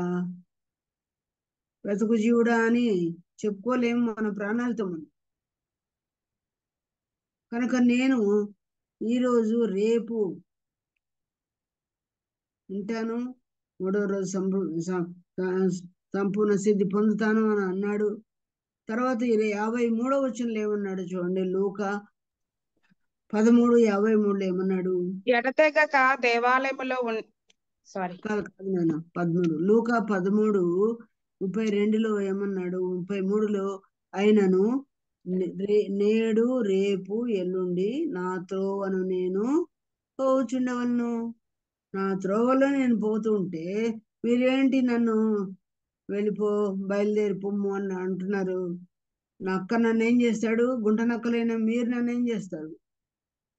ఆ పని నేను చేయాల్సిందే. నన్ను ఆటంకపరచకండి నక్కలారా, ఆ పెద్ద నక్కతో కూడా వెళ్ళి చెప్పండి మీరు అని అంటున్నాడు. ఈనాడు ఇలాంటి నక్కలు వచ్చిన జీవిత దినాల్లో మనం అంటున్నాం. వెలుపట బహుయుద్ధములు, లోపటను భయము గల్పే పరిస్థితులు కల్పిస్తున్న నక్కలు వెలుపట ఉన్నారు, సంఘానికి వెలుపల, సంఘం లోపల కూడా ఉంటున్నారు. కానీ నేను మాత్రం అబోట్టని తిరగను, నేను వెళ్ళిపోను. ఆ హేరోదు చెప్పిన మాటగా ఈ మాట మీరే చెప్తున్నారు, నన్ను వెళ్ళిపోమంటున్నారు. నేను వెళ్ళిపోను. నా త్రోవ నేను పోవచ్చుండవను. ఎక్కడి నుంచి వచ్చాడు యేసు ప్రభు తన త్రోవలో వెళ్ళిపోవాలంటే? పునరుద్ధరణ ఆయన 40 రోజుల తర్వాత ఎక్కడికి వెళ్ళిపోతున్నాడండి? పరలోకం. ఈ ఒలివ కొండ వరకు ఆయన వెళ్ళి అక్కడ ఉన్నోళ్ళతో చెప్పాడు ఏమని? ఏ రీతిగా నేను వచ్చాను ఆ రీతిగా నేను మళ్ళీ వెళ్ళిపోతాను. పరలోకం నుండి వచ్చాను, మళ్ళీ పరలోకానికి వెళ్ళిపోతున్నాను. నేను వెళ్ళిపోతున్నాను, కలవరపడొద్దు. ఏ రీతిగా వెళ్ళిపోతున్నాను తిరిగి ఆ రీతిగా మళ్ళీ వస్తానని కూడా దేవుడు చెప్పాడు. ఆయన త్రోవ పరలోకపు త్రోవ. మనల్ని కూడా దేవుడు ఈ లోకంలోకి పంపించాడు. మనం అందరము ఒకరోజు పరలోకానికి మనం వెళ్ళాలి. వెళ్ళిపోయే వరకు నేడు రేపు మన తండ్రి మనల్ని పంపిన క్రియలు మనం చేయాలి. మధ్యలో గుంట నక్కలు ఉన్నాయి, నక్కలు ఉన్నాయి. ఈ లోకమే మనం వెళ్ళిపోమని చెప్తా ఉంది. అందుకే హెబ్రీ పత్రికలో రాయబడింది కదా, ఈ లోకం మనకి యోగ్యమైనది, లోకం మనల్ని వెళ్ళిపోమంటుంది. రమ్మని ఎవరు చెప్పడం లేదు. క్రైస్తవులు అంటే వెళ్ళగొడుతున్నారు విదేశ మతస్థులు. బ్రిటిష్ వాళ్ళ మతం ఇది, మీ దేశాలకు మీరు వెళ్ళిపోండి అంటుంది. ఎక్కడ పోతాం మనం? పుట్టింది ఇక్కడ, పెరిగింది ఇక్కడ, చదువుకుంది ఇక్కడ, మనం పూర్వీకులంతా ఉండింది ఇక్కడ. ఎక్కడికి వెళ్ళిపోవాలని బుద్ధిహీనమైన మాటలు మాట్లాడతారు. ఇవాళ్ళంతా అక్కడ ఉన్నారు చూపండి పాలెంలో, అక్కడ చెప్పుకోపండి ఈ మాటలు మాకొద్దని. లోకం వెళ్ళిపోమంటుంది. లోకంలోనికే దేవుడు మనల్ని పంపిస్తున్నాడు. తోడ వెళ్ళే ఎద్దకు మిమ్మల్ని గొర్రెల వల్లే పంపుతున్నాను అన్నాడు. తోడేళ్ళ దగ్గర మనగలుగుతాయా గొర్రెలు? వేటాడుతాయి మనల్ని, మాటల ద్వారా వేటాడుతున్నాయి, దుఃఖపరుస్తాయి, బాధపరుస్తాయి, కామెంట్ చేస్తాయి, విమర్శిస్తాయి. జిత్తులు మారి నక్కల మధ్యలో మనం ఉన్నాం, తోడేళ్ళ మధ్య మనం ఉన్నాం. మోసం, టక్కరి, దొంగ వందనాలు చెప్పేవాళ్ళు ఎంతోమంది ఉన్నారు. నటనా సూత్రధారులు మన మధ్య ఉన్నారు. సహాయం చేసి గుంట నక్కల్ని ఎలా పట్టుకోవాలి తర్వాత మనం చూద్దాం. ఇన్ని నక్కల మధ్యలోనే ప్రభువు యూదులందరూ నక్కలే. యూదులకు రాజుగా వచ్చాడు కానీ ఆ రాజుకి ఎవరు భయపడలేదు. యూదుల రాజు అని ఆయన చెప్పేట్లు రాయమని చెప్పాడు, కానీ నేను రాసిందేమో రాశానని అన్నట్టుగా మనం చూస్తాం. అందరూ ఆయనకు శత్రువులే, కానీ శత్రువుల మధ్యనే నిన్న నేడు లేదా నేడు రేపు ఆయన యొక్క సేవంతా ఆయన చేసినట్టుగా మనం చేసి ముగించినట్టుగా వెళ్ళిపోతున్నాం. సంపూర్ణ సిద్ధి పొంది మనుషులు ఆయన్ని చంపారు కానీ పాతాళంలో తన సేవకుని విడిచిపెట్టలేదంట దేవుడు. సాతాను ఆయన్ని ఆ పాతాళంలో కుళ్ళు పట్టనీయలేదు. మన బంధకంలో ఆయన చుట్టుకొని ఉన్న మరి మరణ యాతనలు ఆయన ఎన్నో పొందినా అక్కడే ఉంచలేదు దేవుడు. పునరుద్ధానుడై తన కుమారుని లేపినట్టు, మృతుల నుండి లేపినట్టు మనం చూస్తున్నాం. మీరు ఆయన్ని సిలువ వేశారు కానీ దేవుడు ఆయన్ని ప్రభువుగాను క్రీస్తుగాను తిరిగి లేపినాడు అని మనం చూస్తాం. ప్రియులారా, మన సంపూర్ణ సిద్ధి ఏంటో, శ్రమల ద్వారా తన కుమారుని దేవుడు సంపూర్ణంగా చేశాడని హెబ్రీ పత్రికలో కూడా మనం చదువుతాం. హెబ్రీ పత్రిక చూడండి, 2వ అధ్యాయంలో 10వ వచనం. హెబ్రీ పత్రిక 2:10 చూస్తారమ్మా. సంపూర్ణత అనేది మనకు ఎవని ప్రభు నిమిత్తం సమస్తమును సంపూర్ణత. ఉన్నవో, ఆ, ఎవని వలన సమస్తమును కలుగుచున్నవో, ఆయన అనేకులైన కుమారులను మహిమకు తెచ్చుచుండగా, వారి రక్షణకర్తను శ్రమల ద్వారా సంపూర్ణునిగా చేయుట ఆయనకు తగును. ఈ పరిశుద్ధపరచు లోకంలో ఉన్నామంటే చాలనా? ఈ లోకంలో ఉన్నంటే శ్రమల ద్వారా మనం సంపూర్ణంగా చేస్తాడు. లేదా ప్రభు వచ్చినప్పుడు తన రాకడ ద్వారా కూడా మనల్ని సంపూర్ణంగా, తన ఈ నక్కలు ఉన్నంత వరకు మనకు శ్రమనే ఉంటుంది. అబద్ధముగా చెడ్డ మాటలు ఎల్ల పలికే వాళ్ళుగా అన్నారు. ఆత్మానుసారంగా స్టార్ట్ చేసినట్టే ఉంటారు వారి పరుగు సంబంధాన్ని, పరుగు పందెమును. చివరికి ముగింపులు ఎక్కడ తీసుకొస్తారంటే, శరీరానుసారంగా మీరు ఈ పరుగు పందాన్ని ముగించురా అని పౌలు గల్తీయులకి పత్రిక రాస్తున్నాడు. ఈ నక్కల సంగతి ఆఫ్ లేట్ బయలుపడుతుంది. శరీర సంబంధులైన వారి వలన ఆత్మ సంబంధులైన వారికి చాలా తొందరలు వస్తాయి. వారి మాటలు బాధాకరమే, వారి మాటలు అబద్ధపు మాటలు, వాళ్ళ గుంపులు వేరు, వాళ్ళ చుట్టూ ఉన్న గుంట నక్కలు వేరు. సంఘానికి కపట సహోదర వలన కూడా బాధ ఉందని పౌలే చెప్పాడు కదా. వారు తనకు లోబడినట్లుగా వేషం వేయుదురు అని యెషయా గ్రంథంలో ఉంది. లోబడినట్లే, మనం గౌరవించినట్లే అన్నాలక్క అన్నంటే ఉంటారు, అన్నాలన్న అన్నట్టే ఉంటారు. వాళ్ళ థింకింగ్ వేరు, వాళ్ళ గ్రూపిజం వేరు. ప్రియులారా, అటువంటి సమయంలో కూడా మనం మాత్రం దేవుడు అప్పగించిన పనిని ఎన్నడూ ఆ విషయంలో డస్సిపోకూడదు, డిస్గస్ట్ అవ్వకూడదు. వారి మోసాలను చూసి మనము డల్ అయిపోకూడదు. ప్రభు అన్నాడు, తండ్రి పనులు నేను చేసే వెళ్ళాలి, 3వ దినంన ఆ యొక్క సంపూర్ణ స్థితి నేను పొందే వరకు నేను ఈ పనులు చేస్తూ నా త్రోవలో వెళ్ళిపోతానన్న. నీళ్లు పడ్డాయి కదా. సంతకు వెళ్ళిన వాళ్ళు సంతంతా ముగించుకుంటారు, మార్కెట్ అంతా ఇట్లా ముగించుకొని ఇంటికి చేస్తారు. తండ్రి పంపిన ఆ పనిని మనం అంతా చేసి నాన్ స్టాప్ గా చేసి మనం ప్రభు దగ్గరికి వెళ్ళిపోవచ్చు. వారు శ్రమలు వచ్చినప్పుడు కృంగిపోకుండా, ఏం చేస్తే ఏం లే, ఏం సేవ చేస్తే ఏం లే, ఏం గుడికి పోతే ఏం లే, ఇట్లన్నారా అట్లన్నారా అనుకుని మనం మానేస్తున్నా కాదు. మన త్రోవను మనం వెళ్ళిపోవాలి. తండ్రి అప్పగించిన పనిని మనము చేసి ముగించి వెళ్ళిపోవాలి. కనుక మీ ప్రాంతంలో, మీ ఇంట్లో, మీ గ్రామాల్లో, మీ సంఘాలలో ఎటువంటి శ్రమలు ఈ గుంట నక్కల ద్వారా ఎదుర్కొంటున్నారో నాకైతే తెలియదు. మనందరికీ ఒక మంచి పాఠం మన ప్రభువైన యేసుక్రీస్తు. నేడు రేపు నేను చేయవలసిన పని చేసి నా త్రోవలో నేను వెళ్ళిపోవాలి. తండ్రికి చక్కని లెక్క నేను అప్పచెప్పాలి. ఆ చక్కని లెక్క అప్పచెప్పడానికి నాన్ స్టాప్ గా మనము దేవుని పని చేయాలి. ఇలాగూ ఆయన లూకాసు వార్త 13వ అధ్యాయంలో ఇలాగా చెప్తూ ఉండగా 14వ అధ్యాయంలో చూడండి. 14వ అధ్యాయంలో విశ్రాంతి దినమున స్టార్టింగ్ లో ఎలా ఉంది? విశ్రాంతి దినమున ఆయన భోజనం చేయుటకు పరిసయ్యులు అధికారులలో ఒకని ఇంటికి వెళ్ళినప్పుడు ఆయన ఏమి చేయను అని వారు ఆయన్ని కనిపెట్టుచుండిరి. అప్పుడు జలోదర రోగం కలిగిన ఒకడు ఆయన ఎదుట ఉండెను. యేసు విశ్రాంతి దినమున స్వస్థపరచడం న్యాయమా కాదా అని ధర్మశాస్త్రోపదేశకులను పరిసయ్యులను అడగగా వారు ఊరకుండిరి అన్నమాట మనం చూస్తున్నాం.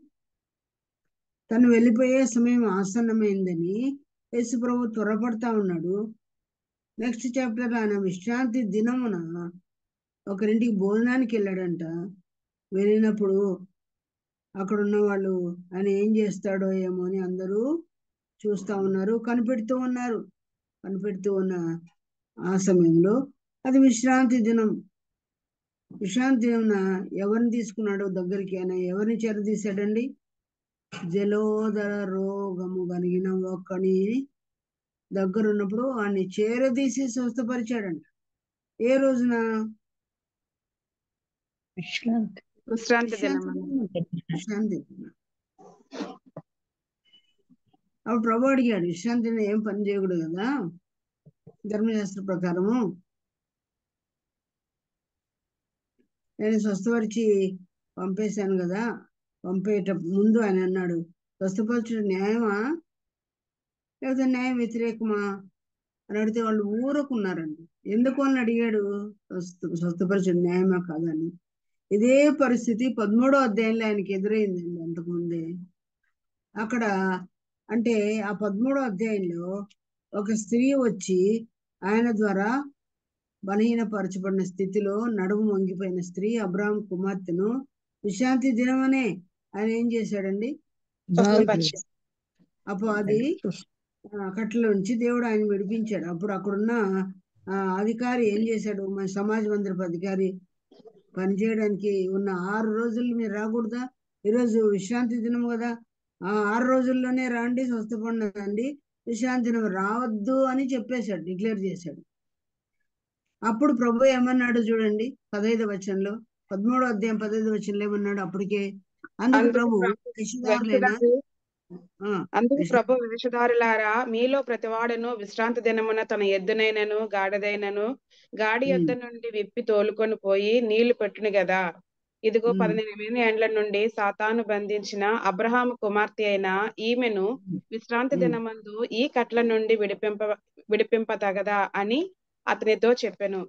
ఆయన ఈ మాటలు చెప్పినప్పుడు ఆయన ఎదిరించిన వారందరూ సిగ్గుపడిరి. అయితే తన సమూహం అంతయు ఆయన చేసిన ఘనకార్యములన్నిటినీ చూచి సంతోషించెను. అందరూ సంతోషించారు. ఘనకార్యములంట.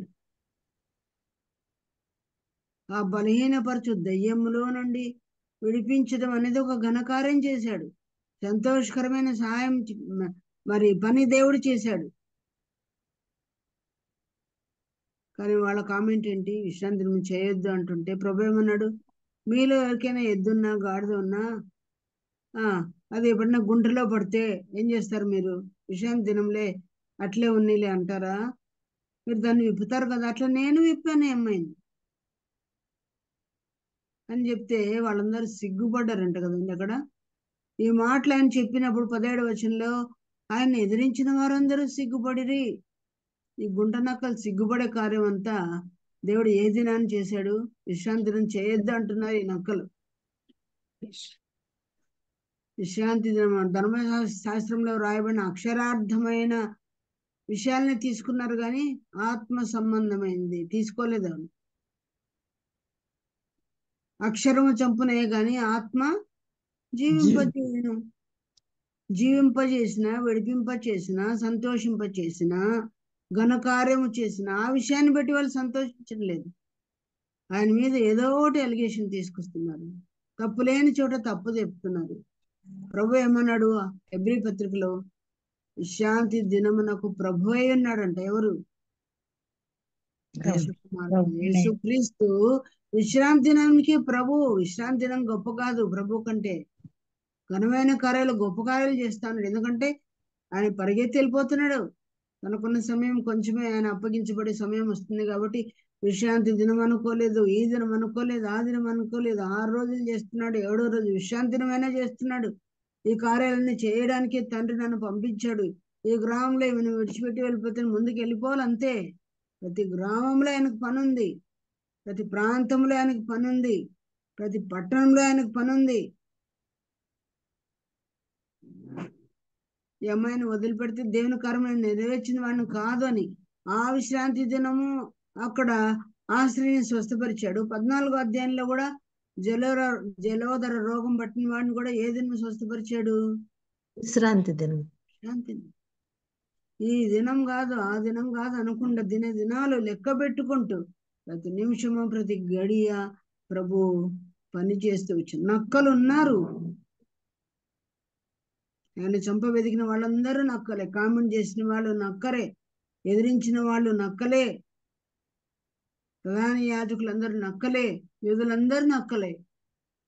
ఇంత కామెంట్ చేస్తున్నా కూడా నేను నా త్రోవను పోవాలి, నా త్రోవలోకి నేను వెళ్ళిపోయే ముందు నా పని నేను చేయాల్సిందే అని హేరోదు భయపెట్టిన ఆ యొక్క మత పెద్దలు కానీ పరిచయాలు శాస్త్రులు కానీ ఆయనలో తప్పులు వెతికేవారు ఆయన చుట్టూ ఉన్నారు. ఇంత వారి మధ్య ఆ ప్రభు నేడు రేపు అనుకుంటూ దినాలు ఎంచుకుంటూ గడియలు లెక్క పెట్టుకుంటూ ఆయన పని చేస్తున్నాడు. మనం పని చేయొద్దా? ఇంతవరకు అమ్మాయి పాట పాడింది కదా రజని, ఆ పాటలో ఏముంది? రాళ్లతో నన్ను కొట్టిన గాని రక్తం కారినా మరవలేనయ్యా, ఊపిరి నాలో ఉన్నంత వరకు నీ సేవలో నేను సాగిపోదునయ్యా. కొంచెం మబ్బు పెడితే ఈరోజు వద్దులే, చర్చ వద్దులే, ఈరోజు సేవ వద్దులే, వర్షం వచ్చినట్లుంది రాలేదు, ముందే గైరాజరైపోతున్నాం. ఈరోజు నాకు ఈ పని ఉంది కదా అంతే, దేని మందిరంలే. మన స్కూల్స్ అలా ఎగ్గొడుతున్నామా, కాలేజీలలో ఎగ్గొడుతున్నామా, ఉద్యోగాలు అట్లాగే వద్దనుకుంటున్నామా? అవేమో టెన్షన్గా ప్రజెంట్ పడాల్సింది. దేవుని సేవ కార్యక్రమాలు, ఆయన సత్కార్యాలు, సువార్త సేవ, ఏ రోజు చేయవలసిన పని బాధ్యత నెరవేరుస్తున్నామా? రాళ్లతో కొట్టినా గాని, సిలువ వేస్తామని చెప్పినా గాని, హేరోదు నిన్ను చంపచూస్తున్నాడు అన్నా గాని, కామెంట్స్ వచ్చినా గాని, నేడు రేపు ఆయన పనుల మీద నేను ఉండాలా, నా త్రోవను వెళ్ళిపోవాలా, నా పెట్టబేడ సర్దుకోవాలా, వెళ్ళిపోయే సమయం వచ్చిందని భక్తులు ఎంత ఆత్రపడ్డారు. నా నిర్యాణ కాలం సమీపించాను, నా పరుగు తుదిమిట్టించాను. నా కొరకు దేవుడు కిరీటాన్ని కూడా సిద్ధపరిచి పెట్టాడని నాన్ స్టాప్గా వాళ్ళు చేసినట్టు. ప్రియ సోదరి, నీ పని ఏంటని మెరుగుదువా? తండ్రి పంపిన పని ఎరుగుదువా? నువ్వు మానేస్తే ఆ పని చేసేవాళ్ళు ఎవరు? నువ్వు వెళ్ళవలసిన హాస్టల్, నువ్వు వెళ్ళవలసిన హాస్పిటల్, నువ్వు వెళ్ళవలసిన ఆ స్థలానికి ఎవరు వెళ్తారు? నువ్వు వెళ్ళవలసిన సమయంలో ఇంకొకరు వెళ్ళడానికి సిద్ధపరుస్తున్నామా? మన క్రింది తరం వారిని ప్రిపేర్ చేస్తున్నామా? ప్రభు 12 మంది శిష్యులకు తన పని ఇచ్చి వెళ్ళిపోయాడు, నేను వచ్చే వరకు ఈ పని చేయమని. స్త్రీల వైపు పని చేయడానికి నీ ఊరిలో, నీ గ్రామంలో, నీ వీధిలో, నీ బంధువుల మధ్య పని చేయడానికి వేరే వాళ్ళకు ఏమంతా వాళ్ళకి మనసు ఉంటుంది. ప్రియులారా, నీ త్రోవను వెళ్ళిపోయే సమయం, నా త్రోవను వెళ్ళిపోయే సమయం వచ్చింది. ప్రభు రాకడ కేకలు వినిపిస్తూనే ఉన్నాయి. ప్రభువైన యేసు రమ్ము అంటాం, అంత పని చేస్తుంటే రమ్ము అని పిలవచ్చు ధైర్యంగా. మన పనిని ఎరగకుండా మందిరానికి వెళ్ళి రావడం కూడా గగనమైపోతున్న పరిస్థితుల్లో ఎవరో చేసుకుంటారని అనుకుంటున్నాం, కానీ నీ ఇంటి వారిని ఎవరు రక్షణలోకి నడిపిస్తారు? లోకంలో మేము రక్షణ కలుగజేయకపోతేమని ఇశ్రాయేలు వాపోతున్నారు యెషయా గ్రంథంలో. మేము గాలిని కన్నట్టుంది అని ఏదో చేసినాం పొడిచినాం అనుకుంటున్నాం సేవలో, కానీ గాలే. ఎన్ని వందల వేల మీటింగ్స్ పెడుతున్నాం, ఎన్ని క్రిస్మస్ ఈవెంట్స్ చేస్తున్నాం, ఎన్ని క్రిస్మస్లు చేస్తున్నాం. ఒక్కడు కాకపోతే ఒక్కడన్నా అమ్మినాడంటే ఆ దాఖలే కనిపించడం లేదు. లోకంలో గాలిని కన్నట్టుంది, ఓ పెద్ద చేసామనుకుంటున్నాం. సంవత్సరానికి ఇన్ని మిస్రేల్ మీటింగ్లు, సంవత్సరానికి ఇన్ని VBSలు, సంవత్సరానికి ఇన్ని యూత్ మీటింగ్లు, సంవత్సరానికి ఎన్ని కూటాలు పెట్టినాం అనుకుంటున్నాం. లోకంలో గాలి హులక్కి, ఎంప్టీనెస్ ఏమీ లేదు. తండ్రి అప్పగించిన పనిని మనం చేయకుండా ఉండడం. ఈవెన్ నక్కలు, గుంటనక్కలు ఉన్నా కూడా ప్రభు భయపడలేదు. చంపకోరు నాకు కోరనీలే, అదే మాటలు మీరు చెప్తున్నారు, కానీ నేనేం భయపడను. ఆ త్రవ్వులో నేను వెళ్ళిపోవాలని ఈ పనులన్నీ చేసుకున్నాడు.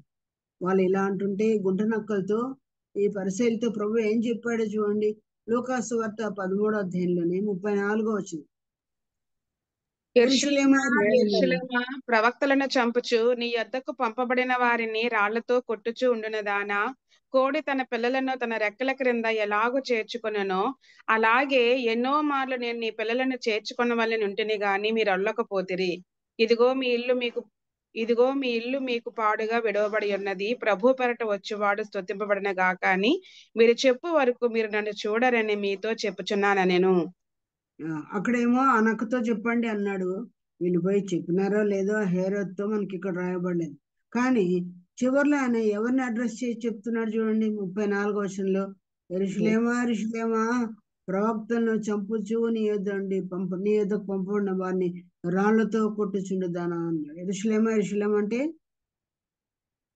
ఇక్కడ హేరోద్తో చెప్పినట్లని కాదు. యెరూషలేములో ఉండే తండ్రులతో, ఆ తల్లులతో, ఆ పిల్లలతో, మొత్తం ఇశ్రాయేల్ అందరితో దేవుడు చెప్తున్నాడు.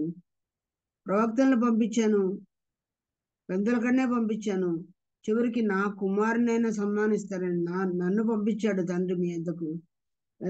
కోడి కదా తన రెక్కల కింద పిల్లల్ని చేర్చుకోవాలని ఎన్నో మాటలు మీకు చెప్పి నేర్పించాలని అనుకున్నాను, కానీ మీరు వెళ్ళకపోతే. చేర్చుకోవాలనుకున్నాడంట, పరలోకంలో చేర్చుకోవాలనుకున్నాడు, తన రెక్కల కిందికి తన బావుల కింద చేర్చుకోవాలనుకున్నాడు. కానీ మీరు వెళ్ళకపోతే మీరు ఇష్టపడలేదు. నేను మిమ్మల్ని పరలోకంలో చేర్చుకోవాలంటే నన్ను మీరు వెళ్ళిపో, బయలుదేరిపో అంటున్నారు. నన్ను మీరు చేర్చుకోలేదు. మీ హృదయం అనే తలుపునదండి తడుతున్నాను, వాక్యం చెప్తున్నాను, మీరు చేర్చుకోలేదు నన్ను, కాబట్టి మీ ఇల్లుకు మీకు వదిలిపెట్టేశాను అని దేవుడు చెప్తున్నాడు. మీరు మళ్ళీ నన్ను ప్రభు పేరిట వచ్చేవాడు స్తుతింపబడను కాక మీరు చెప్పే వరకు నన్ను చూడమని చెప్తున్నాడు. ఆనాడు ఇశ్రాయేలు ఆయన్ని విడిచిపెట్టారు, చేర్చుకోలేదు యేసు ప్రభుని తమ హృదయంలో. ఈనాడు క్రైస్తవులు యేసు ప్రభు మా దేవుడు అనుకుంటున్నారు. చర్చిలకు వెళ్తున్న వాళ్ళు కూడా చర్చిలో పోతున్నారు, కానీ చర్చి వెనకాలనే బయటనే ప్రభుని పెట్టాడు కదా. దేవుడు అని మీరు నన్ను చేర్చుకోలేదు కనుక నేను కూడా మిమ్మల్ని పరలోకంలో చేర్చుకోను, మీ ఇల్లు మీకు విడవబడి ఉన్నది. ఇల్లు అంటే ఏంటో ఇప్పుడు మీరు చూడండి. చివరిలో ఒక మాట చదువుకొని ముగిద్దాం. ఇర్మియా గ్రంథం 12వ అధ్యాయం 7వ వచనం. ఇర్మియా గ్రంథం 12వ అధ్యాయం. మీ ఇల్లు నేను విడిచిపెట్టాను మీకంటే అర్థమైంది. నా మందిరమును నేను విడిచి ఉన్నాను, నా స్వాస్థ్యమును విసర్జించి ఉన్నాను, నా ప్రాణ ప్రియురాలిని ఆమె శత్రువుల చేతికి అప్పగించి ఉన్నాను. నా స్వాస్థ్యము నాకు అడవిలోని సింహము వంటిదాయను, ఆమె నా మీద గర్జించుచున్నది గనుక నేను ఆమెకు విరోధినైతిని. నా స్వాస్థ్యము నాకు పొడల క్రూరపక్షి ఆయన, క్రూరపక్షులు దాని చుట్టూ కూడుచున్నవా, రండి, అడవి జంతువులన్నిటినీ పోగు చేయడి, మృంగివేయుటకై అవి రావలెను. చాలు. ఇలాగూ దేవుడు ఇల్లు అంటే ఏమన్నాడు ఇక్కడ? నా మందిరము నేను విడిచిపెట్టి ఉన్నాను, మీకు వదిలేస్తున్నాను. చాలా సార్లు యేసు ప్రభువును వాళ్ళు వెళ్ళిపోమన్నారు, కానీ వాళ్ళకు దేవాలయం ప్రాముఖ్యం, సమాజ మందిరాలు ప్రాముఖ్యం వాళ్ళకి.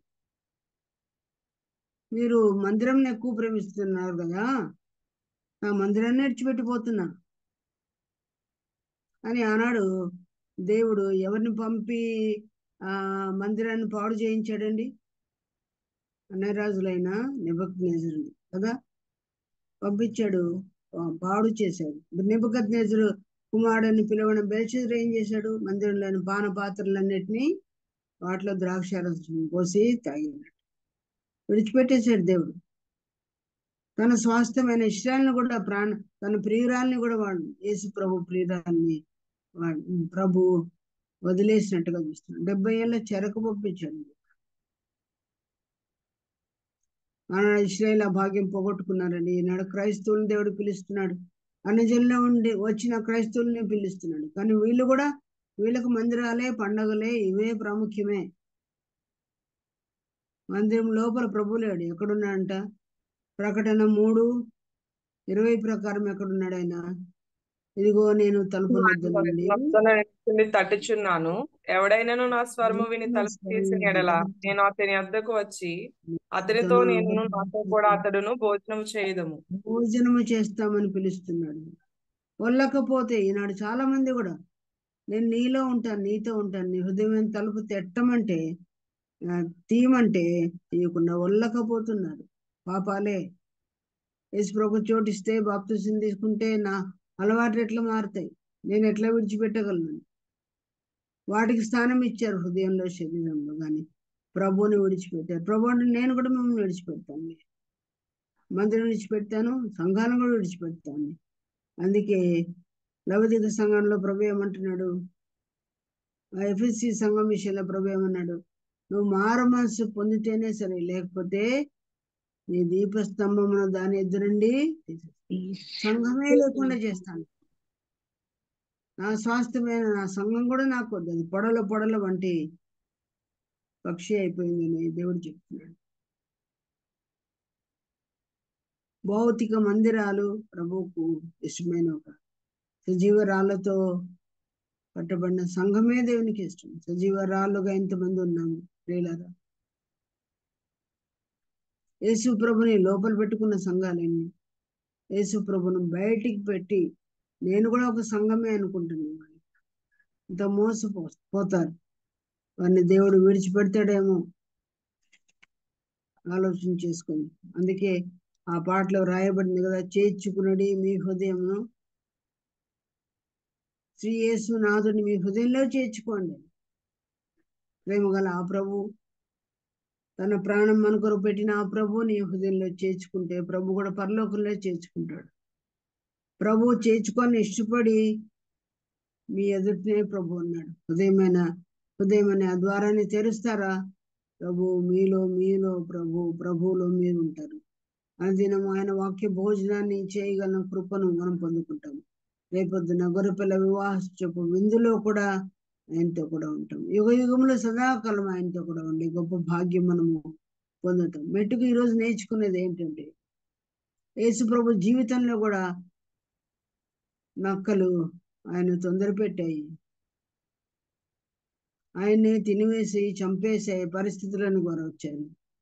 కానీ సేవ మాత్రం ఆయన మిగిల్చలేదు. తన సేవను ఆయన జరిగించాడు. పూర్వకాలంలో కూడా వచ్చారు, సంఘాలను పాడు చేయడానికి, ఇశ్రాయేలును పాడు చేయడానికి వచ్చిన నక్కలని, ఫిలిస్తీయులు అనే నక్కల్ని పాడు చేయడానికి ఆయన నక్కల్ని వాడుకుని తడిమి వేసినట్టుగా మనం చూస్తాం. ఈనాడు సంఘంలోనే నక్కల్ని ఎలాగ మనము పాడు చేయాలి, ఎలాగ సహాయం చేసుకుంటాం పట్టుకోవాలంటే, సహాయం అంటే ఎక్కడ 2-3 నామం చేరి వస్తారో వారి మధ్య నేను ఉంటానన్నాడు. ఇద్దరు ఏకీభవించి మీరు దేనిని బంధిస్తారో ఈ లోకంలో అది పరలోకంలో బంధింపబడుతుంది, ఏది మీరు విప్పుతారో అది మీకు విప్పబడుతుందని 18వ అధ్యాయము మత్తయి సువార్తలో మనం చదువుతాం.